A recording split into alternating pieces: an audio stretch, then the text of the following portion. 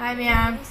I ngasisu tricks ama pore mayam ga nokina nungaina bana ado ai tricks e uncle gi maramda oidore ado mayam inakta bun trakolom legadi thambiro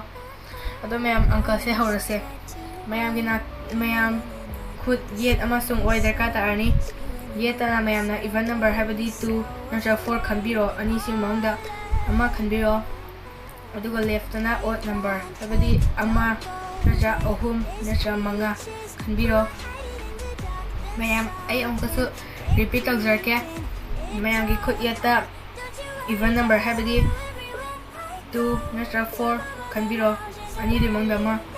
mayam na pamba adagi left na odd number habadi 1 natra 3 natra manga ma khanbiro mayam na pamba ma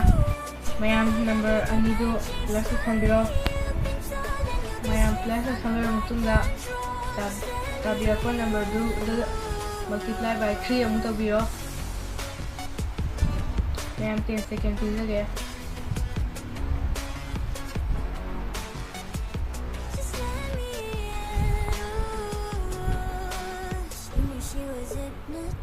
mayam flavor mani khanjare